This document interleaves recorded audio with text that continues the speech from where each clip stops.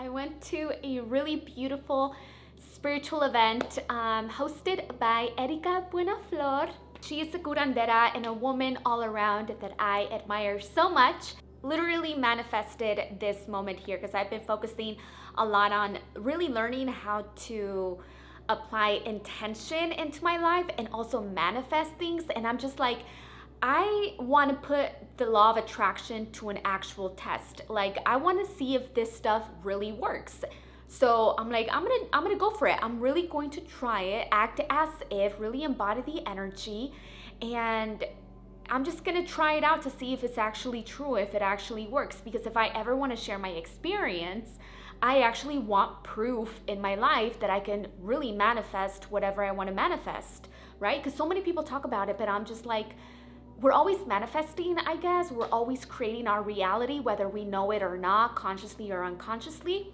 So now I want to be more in the driver's seat, more conscious of what I want to bring forth. I created a vision board over the weekend, and I've been just like fully in my embodiment of the things that I put in my vision board and what I want to feel each day, and just being the awareness behind all of my thoughts, which is something that I learned through meditation. Because meditation allows you to kind of have like that out-of-body experience. Oh, by the way, I didn't even tell you guys, this is a really big celebration for me, but I am officially I just became certified last month, Chopra certified meditation teacher. And I'm so excited because I started this journey a little over a year ago, and I'm finally here as a meditation teacher. My sister is the director of a memory care place. I'm not sure what the technical term of her facility is, but they do assisted living for our seniors with dementia, Alzheimer's and stuff like that. So she is the director. Guys, she started from the bottom. She used to work at Panera, and now she is the director without a college degree. Yeah, she's the director of the whole, she's the boss, and she loves her residents and everything. So I asked her if I could come over and teach meditation to her residents, and she's like, girl, I'll hire you. So I'm gonna actually, for the first time this month, I will be teaching meditation to senior citizens, which I'm really excited about. And meditation has so many great benefits for preventing Alzheimer's and dementia also. So it's gonna be just a really interesting experience. I am nervous because I've never taught before, but if I am going to be a teacher, I got to start to embody that role and put myself out there and teach. And that's what I'm gonna do, ladies. And now I have like this whole new personality, a whole new role that I'm playing that I just created myself, all from following my own intuition and my heart. I also feel like this is my season that God called me to step into my purpose. This is what I feel like. I am 35, and this is the time. It's now or never. Like, whatever I do now is going to affect me for the rest of my life. And I'm so happy that I had the 2 years of solitude and really doing the inner work on myself, going to a therapist, healing my inner child, healing all those traumas, working through all of that, really taking a step back and really looking at all of my habits, what my character traits were, what character traits I actually wanted to develop was really important for me, because there's a specific version of myself that I wanted to create.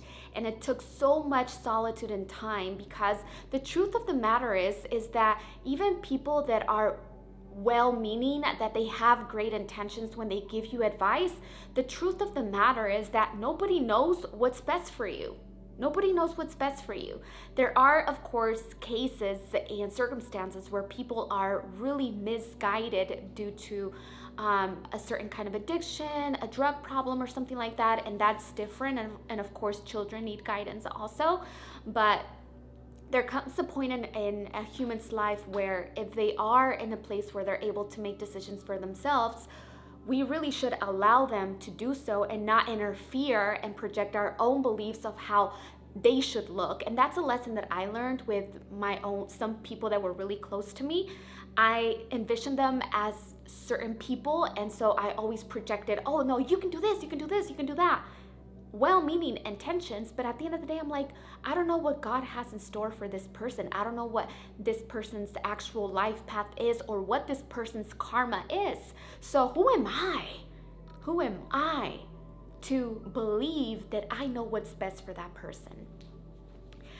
Something super cool also about meditation is that it allowed me to have inspired right action. I wish I can do this video all about meditation and the fruits of meditation, because somebody also asked me on Instagram, what are the fruits of meditation?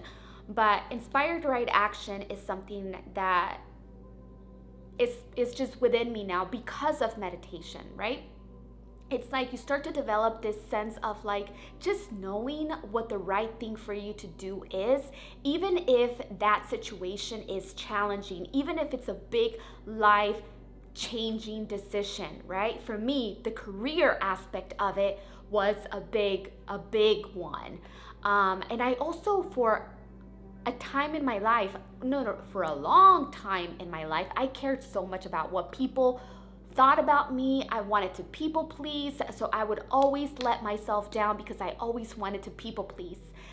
I wanted to people please because of some childhood stuff that happened to me, that I just felt like I want people to like me because I didn't feel like I deserved the love that I have always deserved and all of us deserve.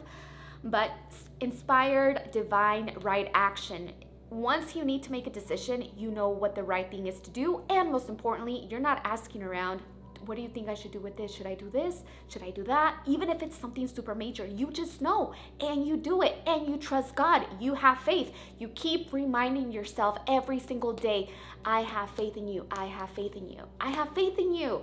Whatever's happening here, I have faith in you. That's all it takes. Now, going back to this, I am fully embracing who I am. Like fully. And guess what? A lot of people don't like that. They're just not. And that's the truth of the matter, is that a lot of people, once you start to embrace who you are, your truth, what you believe in, what you stand for, you navigate your own life and you're outside of the paradigm, you are outside of the box, it's gonna ruffle a lot of feathers. A lot of people who go against that are not gonna like it. There are people who are not gonna like you for being you. And guess what? That should not stop you from being who you are. I'm a Leo, so I do have a lot of fire energy within me. I'm super passionate, and if it comes off as aggressive or mean, I am not in control of that. I had that realization. I'm not gonna tone myself down. I'm not going to come into a little shell like this or anything like that. Because it's just innately in me, there's a lot of fire, a lot of passion. My life is full of passion. If I'm gonna tweet something, there's passion. I am not happy if there's no passion involved in what I am doing. So whenever there is no passion, I feel like something is off. I need passion in my relationships, my home, what I do, my day-to-day life. I need to be fully in what I do, how I speak, how I talk, how I even love. The way that I love is passionate. It's fiery. There's a lot of fire in my birth chart also. But yes, guys, I don't even know where this conversation was going. Going towards, where were we going with this? Oh yeah, I just wanted to share that with you guys. Oh yeah, bring it back, bring it back. Okay. So I went to go with my girl Erika. When I went to her event, there was a community of people that in my mind I've always wanted to be a part of, you know? The language that they spoke was unity and love and connection and reverence to Mother Earth and human beings and divine alignment. Like this energy of like, we're all one. And I was like, I've never been a part of something so beautiful and like actually a community like that. And the reason that I wanted to bring up that I manifested that is because one of her posts just came up randomly on my feed and something just told me to sign up. And you guys know I'm all about that lone wolf era, embracing it, doing things on my own. And I was like, I'm not gonna miss out just because I don't have someone else to go with. I'm gonna do things on my own. And I decided to go by myself again. And it was best thing. I had the best night. I learned so much from her. It was an honor to just to see her teach and have that wisdom be a part of our communities and accessible. We can really step into like those rituals from our roots, you know, like this is indigenous wisdom that comes from our Mexican roots before we were colonized.